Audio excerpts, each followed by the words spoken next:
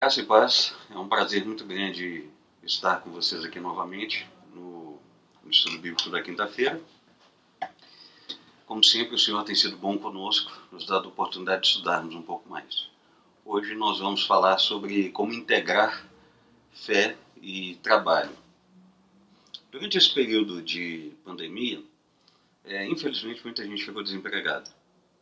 Infelizmente, muitos empreendedores, muitos empresários perderam os seus negócios, as suas empresas se fecharam. E muitas pessoas, muitos profissionais tiveram que se adaptar ao conceito do home office, ao trabalhar em casa. Então, para algumas pessoas, a rotina mudou assim completamente, de forma muito significativa. Em razão disso, então, nós resolvemos dar um estudo bíblico hoje para falar sobre a questão do trabalho à luz das Escrituras, à luz da Palavra de Deus, e nós vamos nos basear nesse livro aqui, ó, do Timothy Keller, Como Integrar Fé e Trabalho, Nossa Profissão a Serviço do Reino de Deus. É claro que, para poder dar um estudo bíblico, para que isso não seja uma coisa muito minimalista, então a gente também trabalha outros autores, lê outros autores, estuda outros artigos, mas nós vamos fundamentalmente nos basear nesse trabalho, nessa obra. Para quem não sabe, o Timothy Keller é pastor de uma igreja presbiteriana em Nova York, e já há alguns anos, cerca de 20, 25 anos, ele trabalha no campo do aconselhamento cristão, ajudando jovens a descobrirem a sua vocação, a sua inclinação profissional. Então, visto o fato de que muitos de nós, nessa quarentena, têm que se adaptar às novas rotinas de trabalho, ao novo critério de trabalho, então eu achei pertinente trazer esse tema para nós, achei pertinente que a gente estude um pouco sobre ele. Então a gente vai falar especificamente sobre o diagnóstico do trabalho, e aí vamos apresentar uma proposta bíblica e, ao mesmo tempo, teológica. Vamos refletir em cima do texto bíblico de Gênesis e aprendermos um pouquinho. Então, antes da gente falar do diagnóstico, eu vou fazer uma síntese do livro para vocês, explicar direitinho o que cada parte propõe e qual é a parte que nós vamos trabalhar essa noite, a partir da proposta do estudo bíblico. Bom, esse livro, ele lança 3 perguntas fundamentais, ele lança 3 perguntas básicas. A primeira pergunta é: por que você quer trabalhar? Ou seja, por que temos que trabalhar para ter uma vida realizada? A segunda pergunta é: por que é tão difícil trabalhar? Ou seja, porque geralmente o trabalho, a gente tem uma sensação de que ele é infrutífero, de que em alguns momentos ele é inútil e ele é até complicado. E finalmente, então, como é que nós podemos vencer essas dificuldades e encontrarmos satisfação no nosso trabalho através do que o Evangelho nos ensina? Então, dessas 3 perguntas, nós vamos responder por que você quer trabalhar e dar só uma pinceladinha nessa questão da dificuldade do trabalho e de como é que a gente consegue, então, resolver essa questão. Por quê? Porque o livro é extenso. Nós precisaríamos de mais encontros para poder falar sobre o trabalho à luz das escrituras de uma forma mais abrangente, de uma forma mais complexa. Mas, evidentemente, que aquilo que a gente vai trabalhar essa noite já é suficiente em caráter introdutório para que a gente tenha uma nova visão, ressignifique alguns valores e, a partir disso, então, a gente dê conta de trabalhar na quarentena com todas as adaptações necessárias e passar por esse período que tem gerado desgaste emocional em muitos profissionais, tem gerado preocupação em muitas pessoas. Enfim, acredito que esse tema de hoje pode nos ajudar a passar por isso sem gerar tanto desgaste.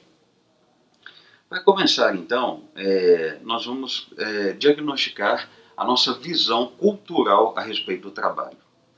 Fundamentalmente, o nosso modo de trabalho ele é dividido em, digamos assim, alguns valores. Então, por exemplo, para a sociedade ocidental, o trabalho em que se exige mais da intelectualidade, se exige mais do raciocínio, se exige mais de leituras, de pesquisas, ele tende a ser mais valorizado. E o trabalho braçal tende a não ser tão valorizado. E aí nós achamos absurdos quando nós olhamos para a história, como a questão de como é que se funcionava o sistema escravagista e outros aspectos mais, tanto do período antigo quanto do período medieval, mas sem perceber, sem nos darmos conta, o que nós fazemos hoje culturalmente, o valor que nós damos, o modo como nós enxergamos o trabalho, nada mais é do que uma reprodução desse sistema escravagista. Como é que isso acontece? Lá na Grécia Antiga, então os filósofos eles tinham aquela ideia de que a contemplação, o ócio, o momento em que você não está fazendo nada e que você está pensando a respeito da vida, isso era algo digno, isso era algo valoroso. Platão chega a insinuar nos seus escritos que algumas pessoas nasceram para serem escravas, isto é, para realizarem o trabalho braçal. De modo que não apenas ele, mas um amplo conceito filosófico via a sociedade da seguinte maneira: quem era escravo, e é claro que aqui o que eu estou falando de escravatura, não tem a mesma ideia de escravatura do período colonial brasileiro. Nós não estamos falando desse tipo de escravidão. Nós estamos falando de escravos que eram entendidos como, sim, como propriedades de seus senhores, mas eles viviam uma vida social sem nenhum tipo de degradação, digamos assim, e de humilhação como no período colonial. Quando nós falamos então da escravidão no período da filosofia humanística, Platão, Aristóteles, e quando nós falamos da escravidão no período do Novo Testamento, que é um reflexo, um resíduo, uma reminiscência dessa escravidão, então tinha-se a ideia de que aqueles que eram escravos eram as pessoas que deveriam fazer o trabalho braçal. Então, a colheita, a pescaria, arrumar a casa, ajudar a cuidar dos filhos. É daí que vem, inclusive, aquela noção do paidagogos, né? O pedagogo. Aristóteles mesmo foi pedagogo de Alexandre o Grande. Então tinha-se essa noção, essa ideia de que aquele que cuidava da criança, aquele que ficava para cuidar da casa, aquele que ficava para poder cuidar dos serviços braçais em geral, eram como se fossem animais. Eles se aproximavam mais da natureza animal, segundo a perspectiva filosófica, né? Havia uma espécie assim de natureza humana com inclinações animalescas. Então, quem trabalhava o seu serviço braçal era considerado, então, inferior. E quem trabalhava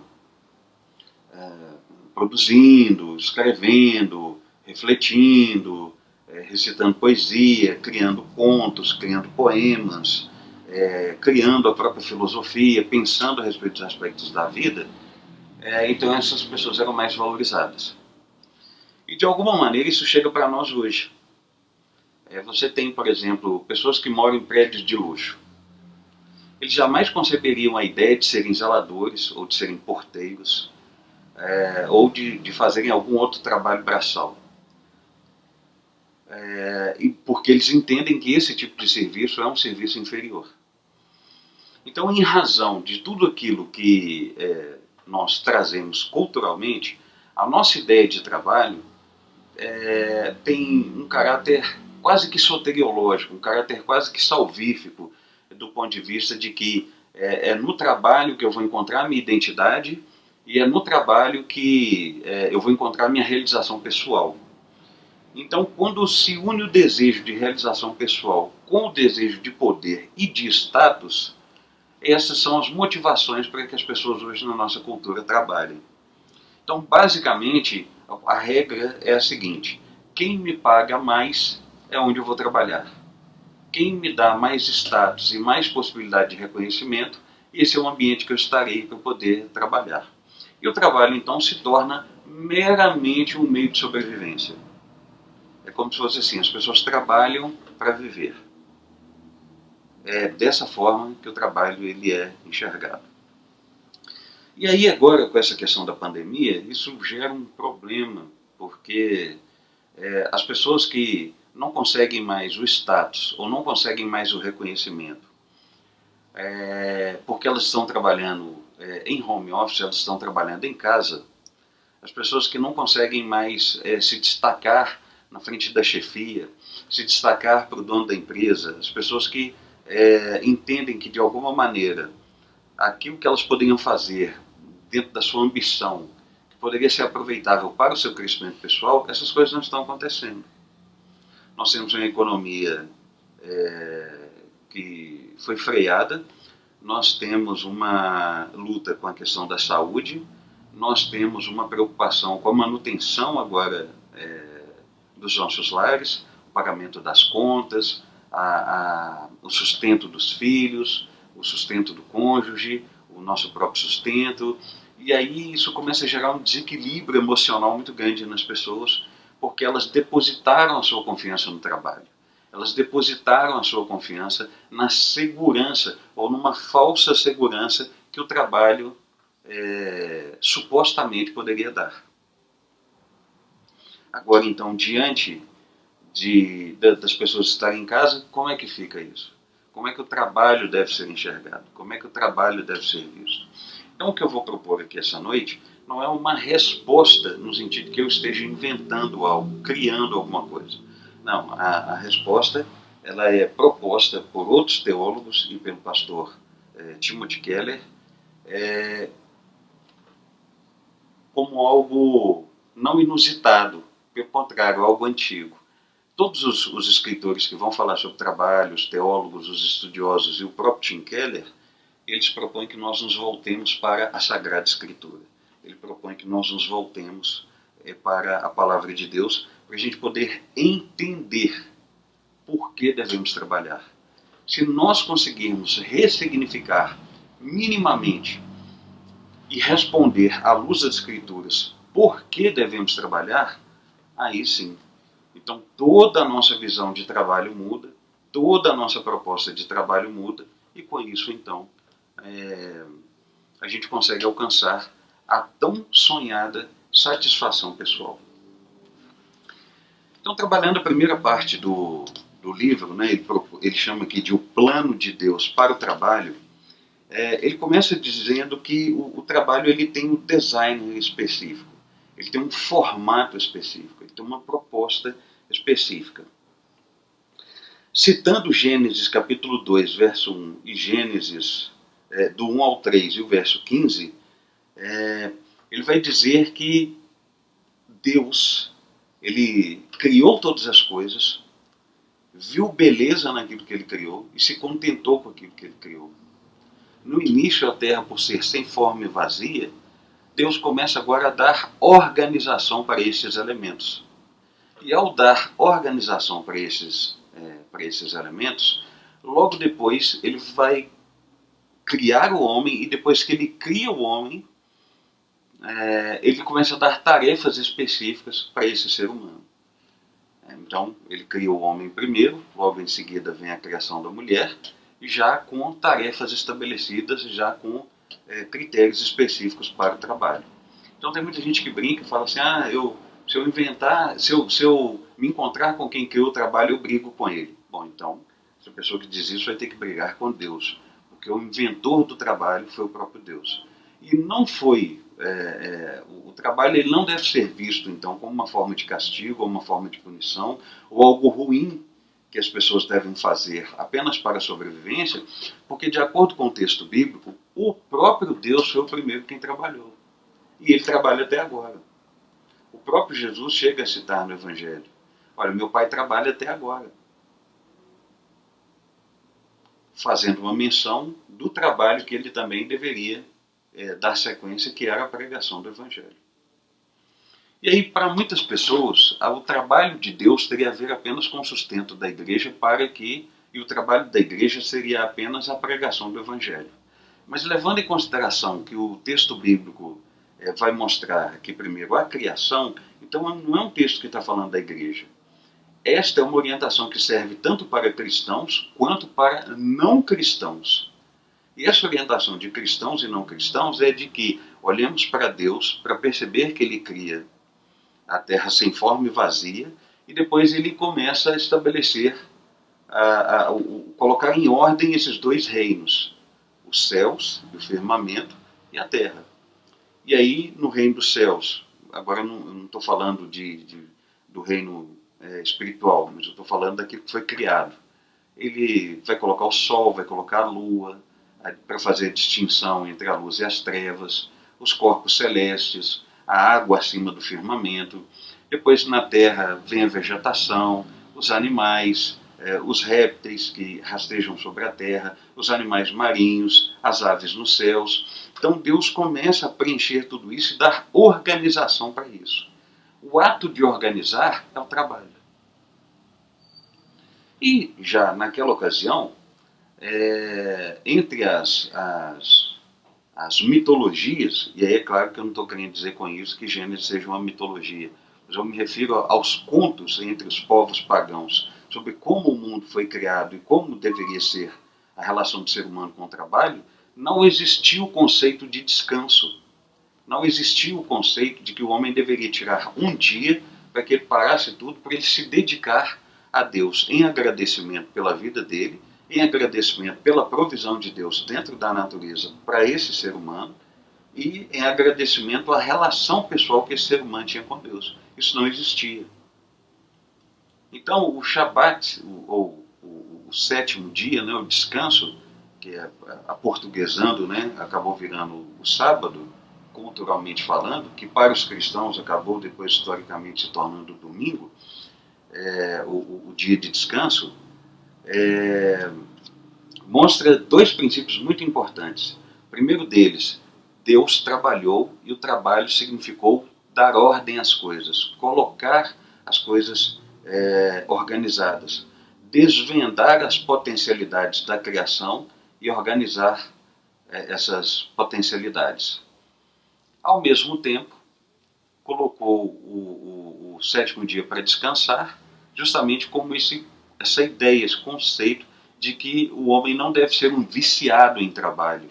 O homem não deve ser alguém que trabalha de domingo a domingo e que não tem tempo para a família, e que não tem tempo para a esposa, e que não tem tempo para a igreja, e que não tem tempo para os filhos, e que não tem tempo para os amigos, não tem tempo para ninguém, porque ele é totalmente dedicado ao trabalho dele.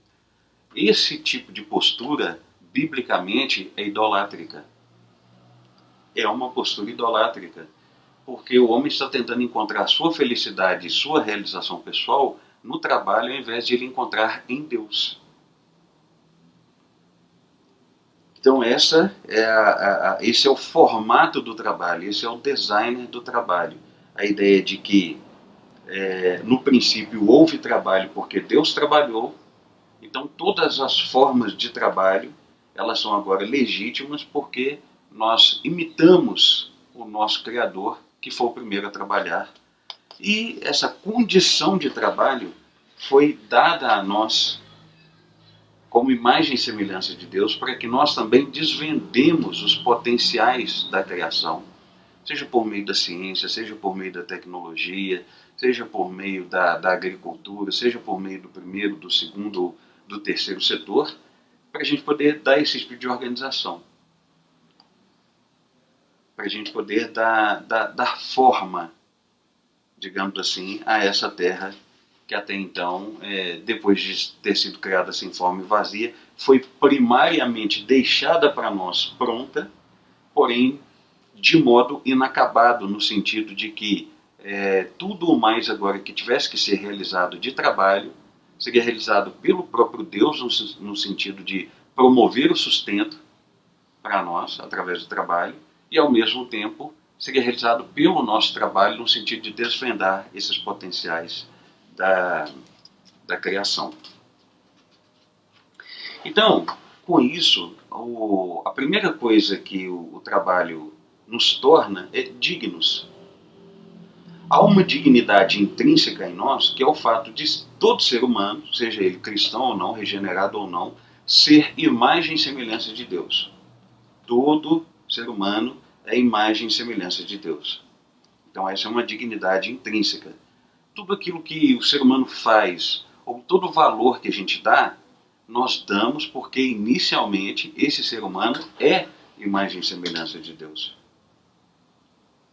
E aí, quando nós vamos expressar essa dignidade na relação com a natureza, na relação com o restante da criação, nós expressamos isso pelo trabalho. Então, aquela frase de Calvino de que o trabalho enobrece o homem, dá dignidade ao homem, não é no sentido de que antes ele não era digno, mas é no sentido de que as pessoas vão perceber que esse sujeito é íntegro, que ele é idôneo, que ele é honesto, que ele é um ser humano compromissado com a sua existência, com a existência da sua família, com a relação com a criação, através do trabalho. Ao mesmo tempo, o trabalho ele nos confere liberdade. Quando a gente fala em liberdade, não é fazer o que eu quiser, do jeito que eu quiser, quando eu quiser. Esse conceito de liberdade é falso. Esse conceito de liberdade ele vem da filosofia moderna, que entra com aquela proposta de que se Deus não existe, então o homem deve extrapolar as barreiras do determinismo, extrapolar as barreiras do naturalismo, extrapolar as barreiras das leis físicas de causa e efeito e com isso então se ver plenamente livre. Isso nunca foi liberdade, isso não funciona, isso não é nem científico e nem filosófico. Quem tenta se fundamentar nisso como a cultura ocidental acaba sempre caindo em contradição. A verdadeira liberdade é estarmos adequados, introduzidos e adequados às regras e os limites estabelecidos pelo próprio Deus para que a gente funcione da maneira correta. Então, por exemplo, você não vê um peixe fora d'água por muito tempo, porque ele foi feito para ver dentro d'água. Você não vê um pássaro dentro da água, mesmo aqueles que caçam peixes, dentro da água por muito tempo, porque ele foi feito para voar. Então, todos os demais seres vivos experimentam da sua liberdade dentro dos limites específicos estabelecidos por Deus. Em geral, só o ser humano é que quer quebrar todas as regras que Deus estabelece para dizer que é livre. Mas, na verdade, a verdadeira liberdade é quando ele se adequa aos princípios estabelecidos por Deus. Então, o ato de trabalhar também faz parte da nossa liberdade. Então, o trabalho não deve ser visto como uma coisa ruim. Como é possível o trabalho ser visto como algo ruim para a sobrevivência se ele é que nos dignifica e ele expressa a nossa liberdade? Principalmente a liberdade criativa, principalmente a liberdade de elaborar coisas, construir coisas e até mesmo descobrir coisas na natureza. Porém, o trabalho, ao mesmo tempo, ele tem o seu limite. Em que sentido ele tem um limite? No sentido de que qualquer satisfação real, verdadeira, ela só pode ser encontrada em Deus. Quando nós nos dedicamos ao trabalho de forma desenfreada, viciante, irrefletida, acrítica, e nos tornamos workaholics, né? Viciados em trabalho, nós geramos desgaste em nós mesmos, estresse e, para piorar, um senso de frustração muito grande. Porque, em geral, esse tipo de dedicação ao trabalho é porque nós esperamos que o outro nos reconheça. O vizinho nos reconheça, a família nos reconheça, a chefia nos reconheça, alguma pessoa próxima a nós nos reconheça pela nossa competência. Então, dedicarmos o nosso trabalho, aquilo que fazemos, aguardando o reconhecimento do outro, pode ser um problema muito grande. E é por isso que o trabalho ele tem o seu limite no sentido de que quando eu entendo que estou fazendo para Deus e para o próximo, então ele tem horário de começar, ele tem horário de terminar, existe um descanso, um novo horário de começar e um novo horário de terminar, sem que eu me preocupe com qual é o trabalho que eu estou fazendo e se a pessoa está reconhecendo ou não. Porque não é o reconhecimento dela ou o dinheiro que ela pode me pagar ou não que está trazendo sentido para a minha vida, e sim o fato de saber que de alguma maneira eu fui vocacionado por Deus para poder fazer isso. E aí quando a gente fala do vocacionado por Deus, isso tem a ver com o próprio trabalho. O trabalho, no seu sentido teológico, no seu sentido bíblico, tem a mesma conotação que vocação, que chamado. Então, se eu entendo que Deus cria todas as coisas, cuida de todas as coisas e provê todas as coisas, e que eu, então, ao trabalhar, eu trabalho porque isso me traz realização com Deus, traz sentido de vida do ponto de vista de que eu estou me relacionando corretamente com Deus. O próprio trabalho é uma forma de culto a Deus. Então, eu consigo com isso me desvencilhar de qualquer tipo de frustração. Bom, e consigo entender os limites do trabalho. Quando a gente fala então a respeito da dignidade do trabalho, para muitas pessoas o trabalho às vezes ele é aviltante, ele é humilhante.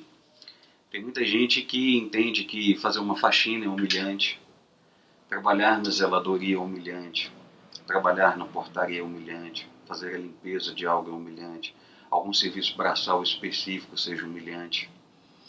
Ou tem gente até que se encontra em cargos de gerência, de chefia, de supervisão, de execução, que vão demandar mais estudos, que vão demandar mais pesquisas, mas ainda assim ele pensa assim, eu não tenho muita liberdade de fazer o que eu quero, escolher o que eu quero, estou sempre fazendo aquilo que os outros mandam.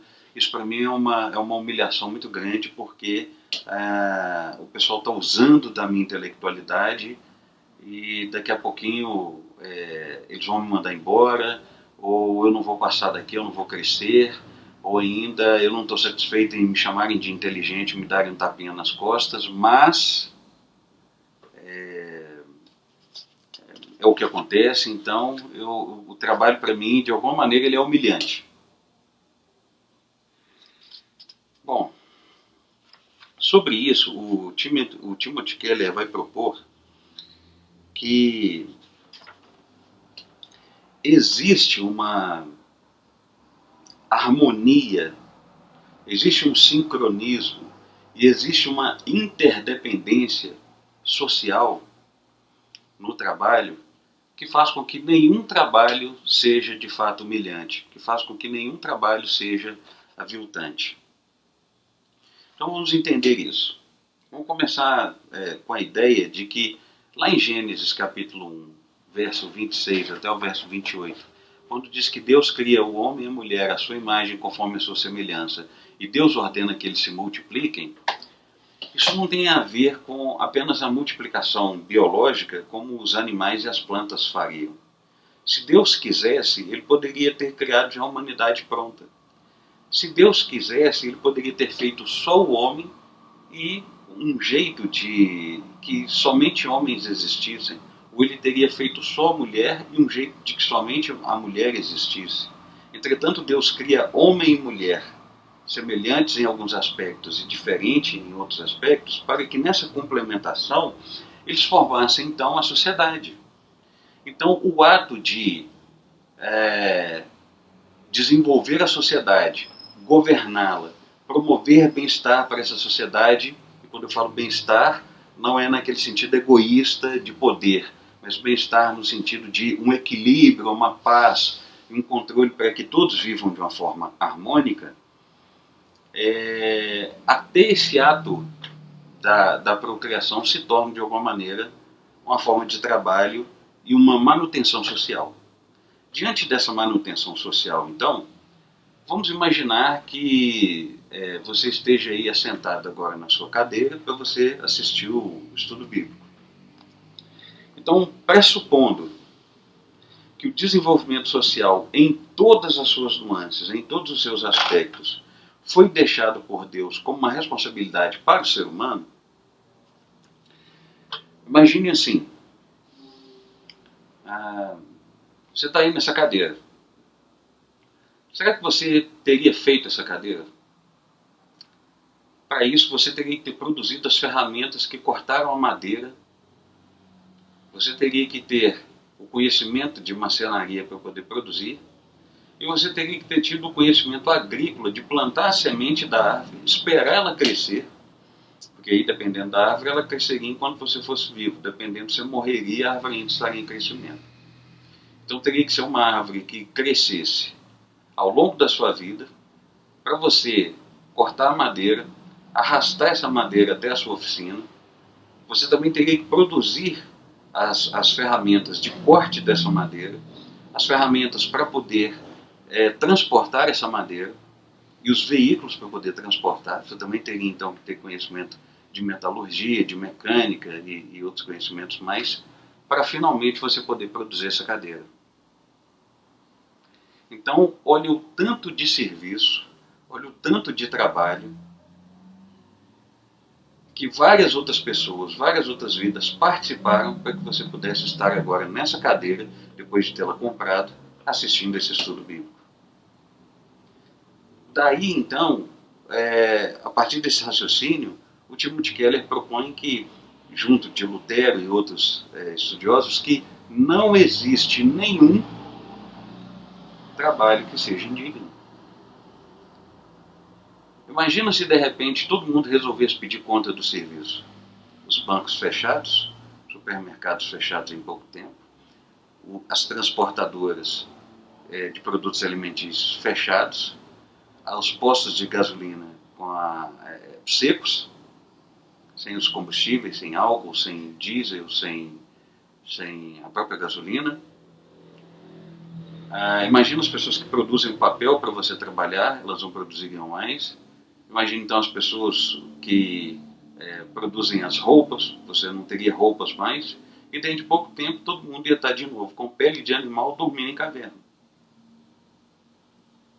Então, o que é que distingue um ambiente anárquico de uma sociedade estruturada? Fundamentalmente, o trabalho. Então, para você que faz um serviço braçal, por exemplo, não se considere indigno. Para você que faz um serviço que é à luz ou aos olhos da sociedade, ganha pouco, é mal remunerado, supostamente não há uma necessidade de um amplo conhecimento, por isso não se paga tão bem, isso não significa que não exista dignidade no seu trabalho. Porque o dia que você desistir ou deixar de realizar esse trabalho, você e toda a categoria que realiza esse trabalho, uma parte da sociedade vai ficar manca, vai sentir a sua ausência ou a ausência de vocês. E você que faz um trabalho intelectual, não acredite que o seu trabalho seja superior. Não acredite que o seu trabalho seja inferior.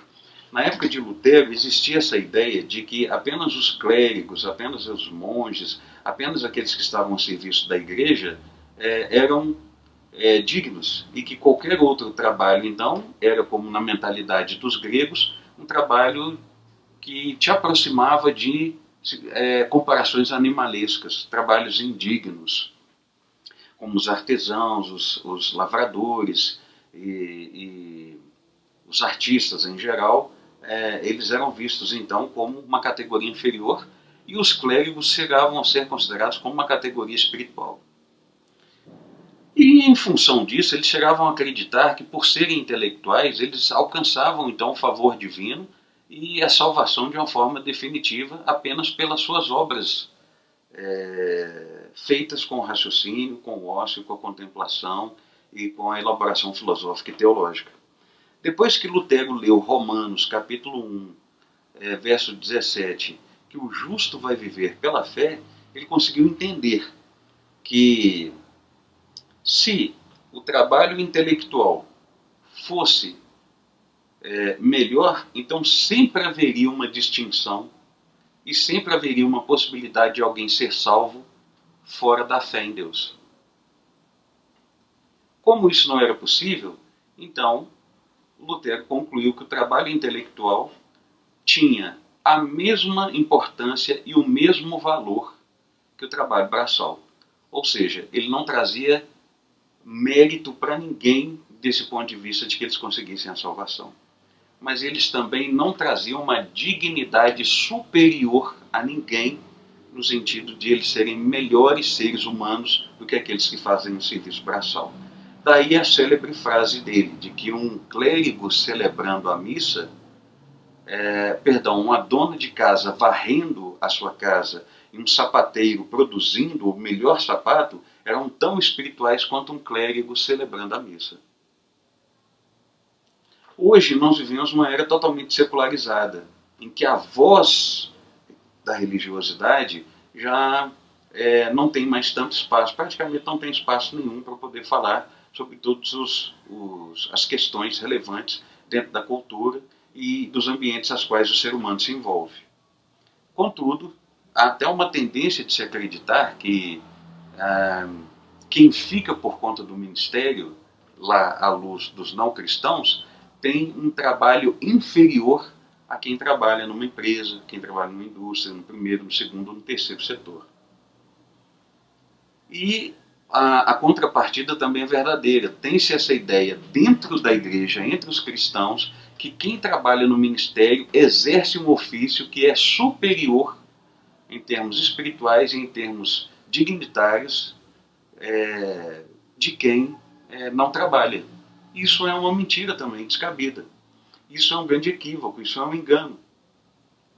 Quem trabalha fora, no primeiro, no segundo ou no terceiro setor, com o seu trabalho e da melhor maneira possível, presta também o culto a Deus, tanto quanto o pastor, o ministro, o missionário, o professor de escola bíblica, aquele que está celebrando o culto. São apenas expressões culticas diferentes. Lá no trabalho regular, seja no primeiro, no segundo ou no terceiro setor, essa pessoa, para ser espiritual, para integrar fé com trabalho, não precisa apenas evangelizar os colegas. Ela precisa também e principalmente ser ética e fazer o trabalho da melhor maneira possível. E depois ela vai ter a oportunidade de participar do culto público, em que tem os ministros que vão oficiar esse culto público e cujo trabalho deles é esse. Então, o trabalho ele tem essa dignidade. Finalmente, quando a gente entende que o mundo físico ele é importante tanto quanto o mundo espiritual, a gente consegue ter um outro olhar sobre o trabalho. Então, por exemplo, para a maioria dos cristãos, existem dois mundos como se fossem dois planetas ou como se fossem dois planos, dois universos paralelos. O que eles chamam de mundo material, que é o planeta, que é o universo, tudo, e o que eles chamam de mundo espiritual, como se fosse um outro lugar, uma outra esfera totalmente diferente, digamos assim, e que não se conectam. Mas Hebreus, capítulo 11, verso 3, diz que os antigos alcançaram pela fé a promessa de Deus, porque eles creram que todas as coisas visíveis foram feitas das coisas invisíveis, daquilo que não se pode ver.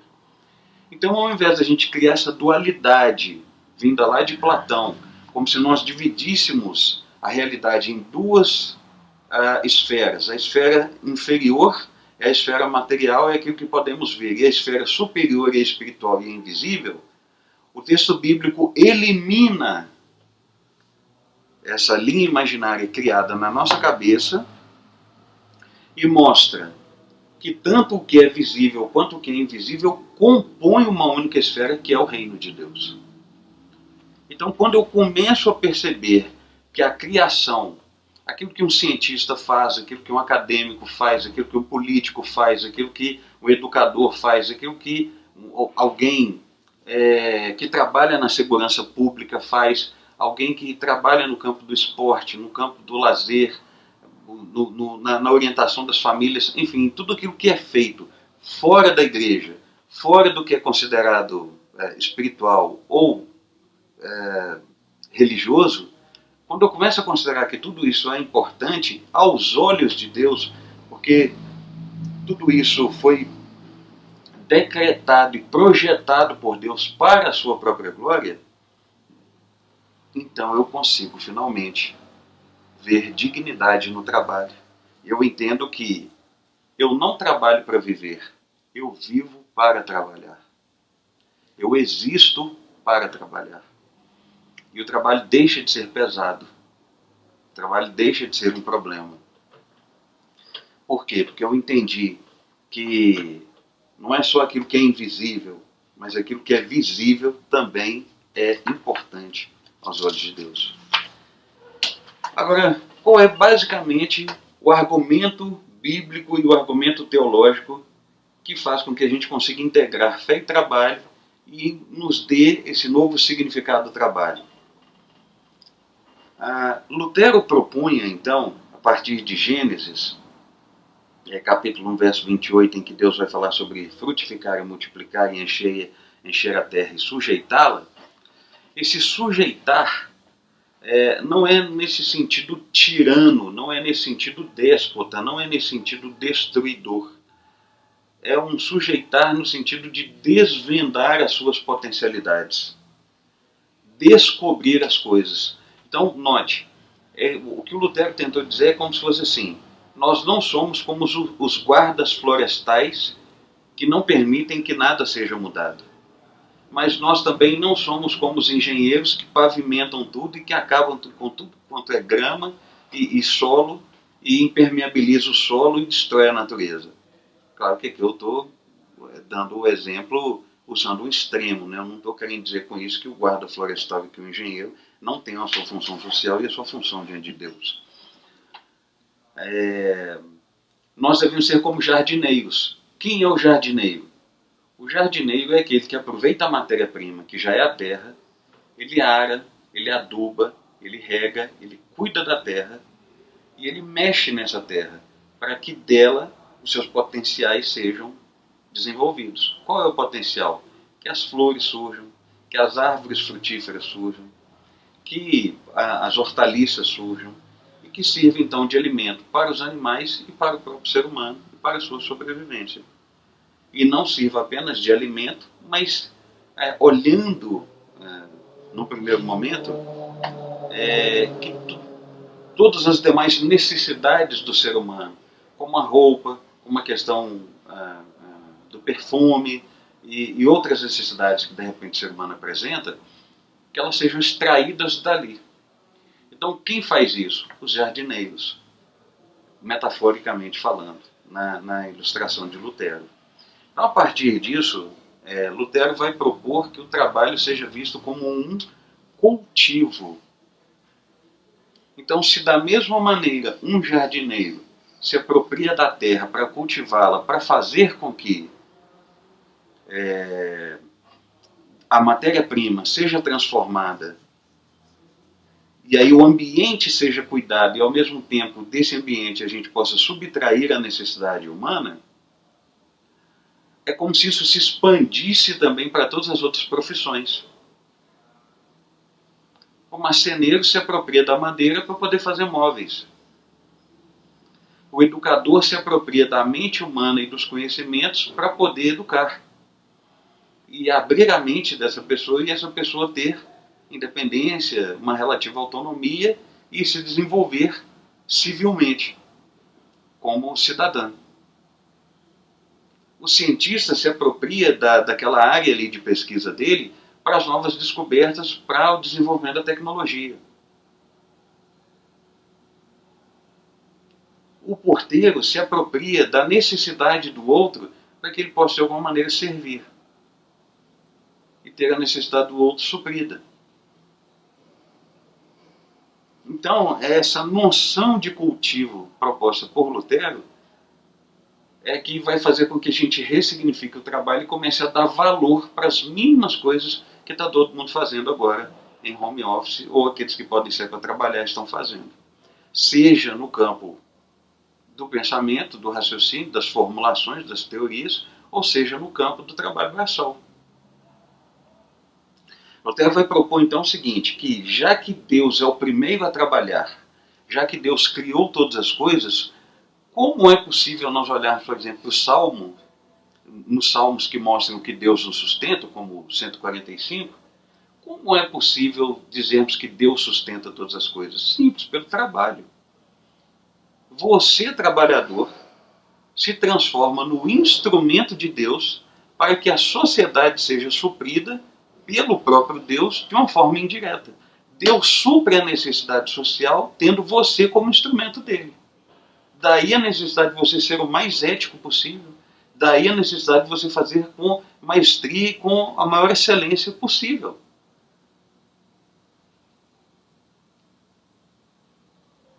Ao mesmo tempo, Lutero vai propor,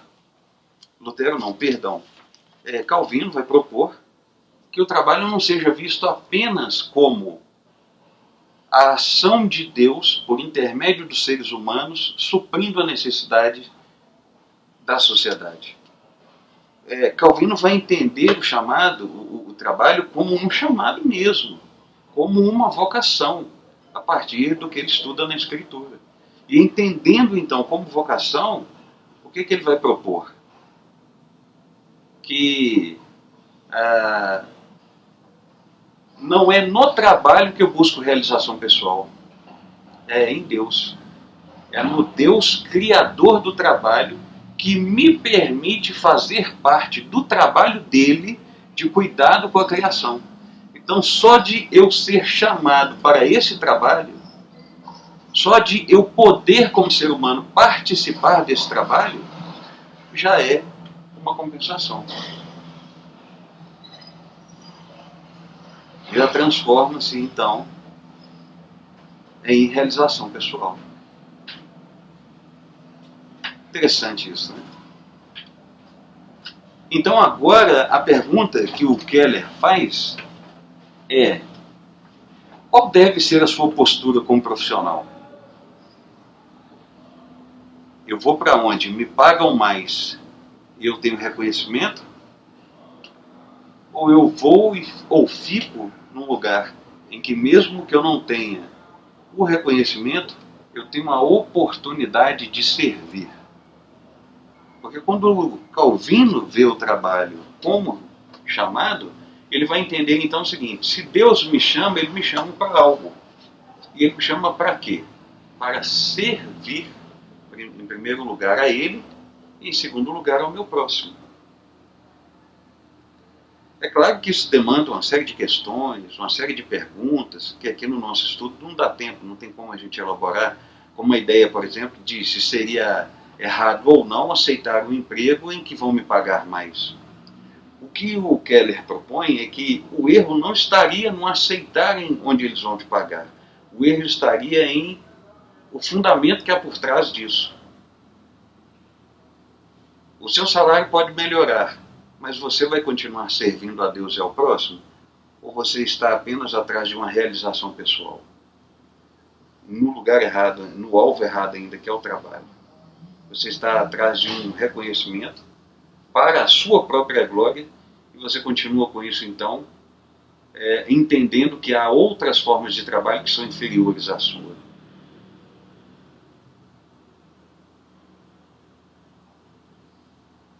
Agora, se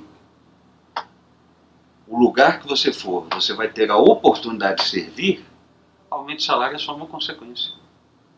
Porque tomando como base ainda a ideia do chamado e da vocação, nós temos biblicamente a doutrina da mordomia cristã. E a doutrina da mordomia cristã diz que o mordomo é aquele que toma conta das coisas do seu senhor.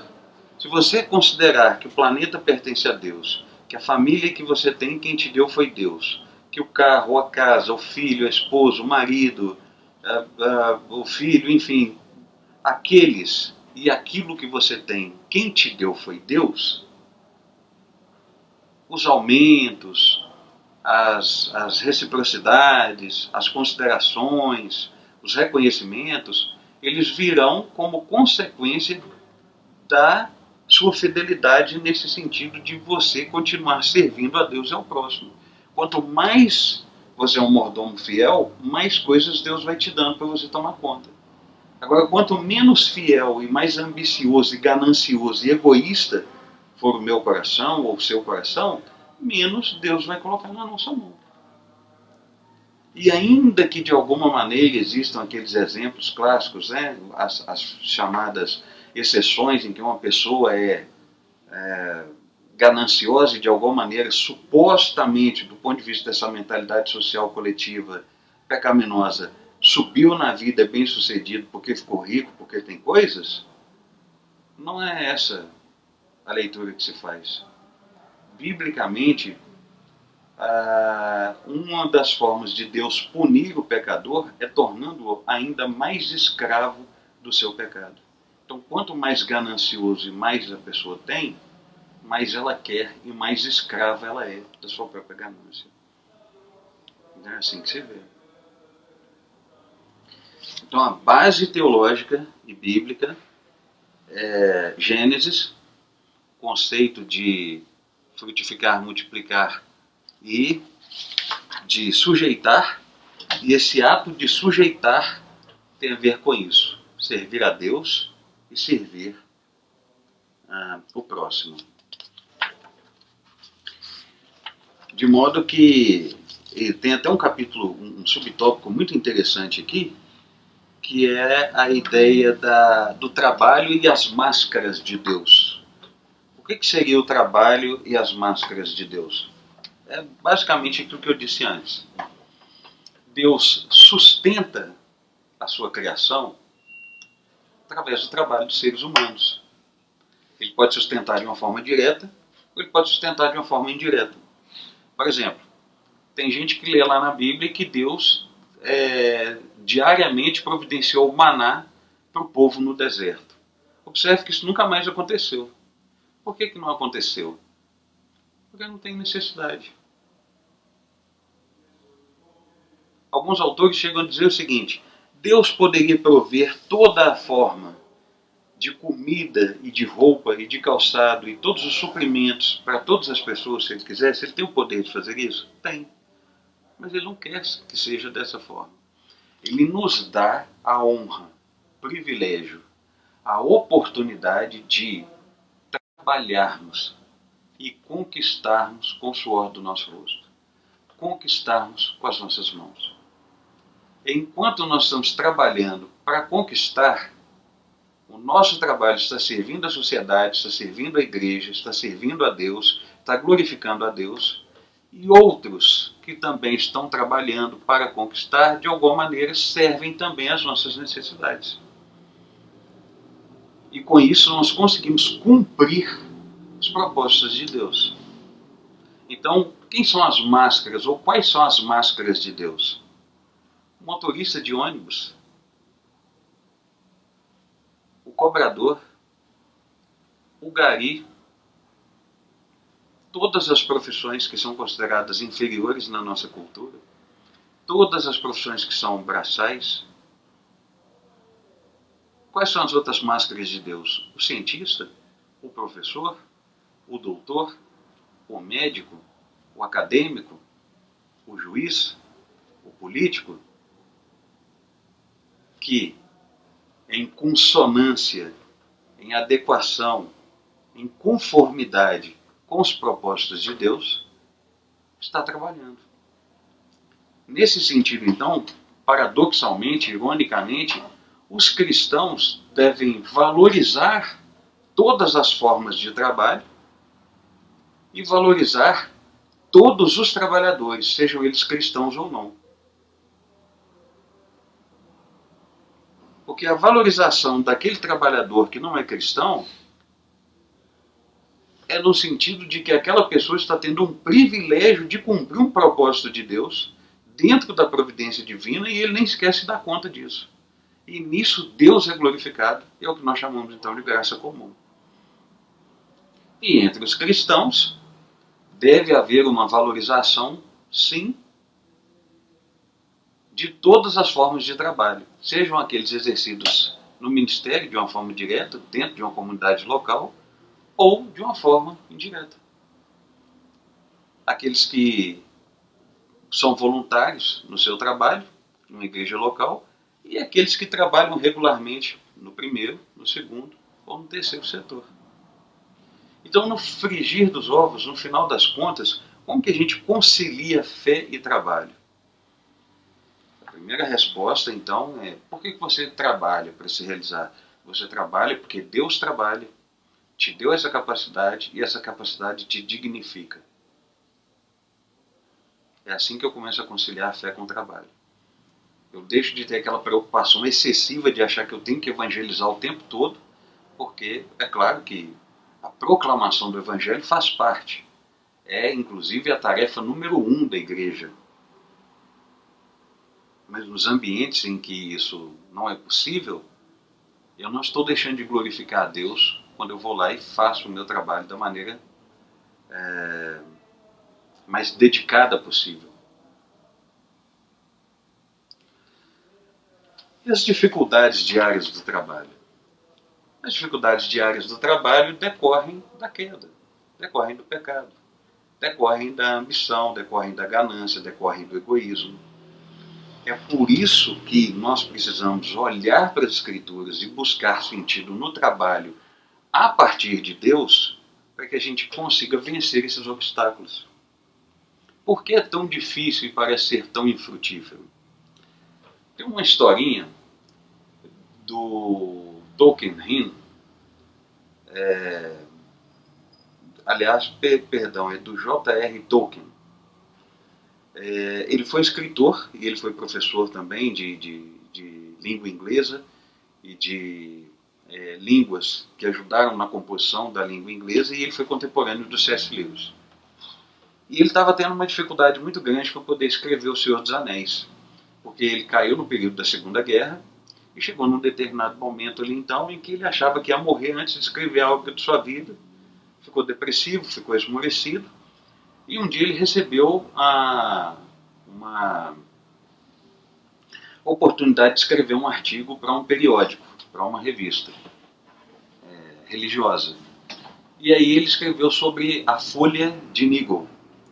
Nigel era o nome de um trabalhador que tendia a ser procrastinador, tendia a ser perfeccionista, tendia a ser muito detalhista, e esse Nigel visualizava uma determinada árvore. E um dia, e o problema do Nigel, melhor dizendo, é que ele tinha um coração muito dócil. Então ele trabalhava durante o dia e todas as noites que ele ia pintar o quadro, alguém aparecia pedindo ajuda para ele. E ele sempre ajudava as pessoas. Inclusive ele tinha um vizinho lá que não era apreciador da sua arte, mas que, enfim, ele pedia ajuda. E o Nigel, ele estava enfermo, então ele tinha consciência de que ele ia morrer. Então num belo dia, depois que ele conseguiu pintar a primeira folha da árvore, com uma perfeição exímia, o vizinho dele pediu ajuda. E ele não conseguiu terminar a árvore, porque depois de ajudar o vizinho dele, ele tomou uma chuva, pegou uma pneumonia, adoeceu e morreu. Quando ele chegou lá no céu, no ambiente celestial, lá no paraíso, ele viu a árvore da imaginação dele. E ele ficou satisfeito então, porque ele conseguiu entender que aquilo que ele contemplava era uma beleza tão extrema que ele tinha dificuldades com isso. E aí ter escrito esse artigo, né, ter publicado esse artigo, que na verdade foi mais uma crônica, fez com que o J.R. Tolkien se visse no Nigel e entendesse o seguinte: o artista consegue contemplar a beleza que vem da parte de Deus e das coisas espirituais, mas ele não vai dar conta de expressar toda essa beleza na Terra por causa do pecado. Então talvez a dificuldade do meu trabalho e do seu trabalho e de tudo mais que nós fazemos, por mais exímio, por mais que nós nos esforcemos, por mais que haja algum tipo de perfeccionismo, por mais que haja algum critério de dedicação, nós sempre nos frustraremos. Temos ideias que as pessoas não vão concordar, temos objetivos que são objetivos nossos, temos sonhos e realizações profissionais que são desejos nossos, não são da empresa, não são da chefia, não são das outras pessoas. Se conseguirmos vender a ideia de que vale a pena, ótimo. Se não conseguirmos vender, experimentaremos algum tipo de frustração. Contudo, não devemos desanimar porque entendemos que o trabalho como cultivo e como serviço, nisso eu consigo sujeitar a terra, servir ao meu próximo e servir a Deus. Então, de que forma eu me livro de toda frustração?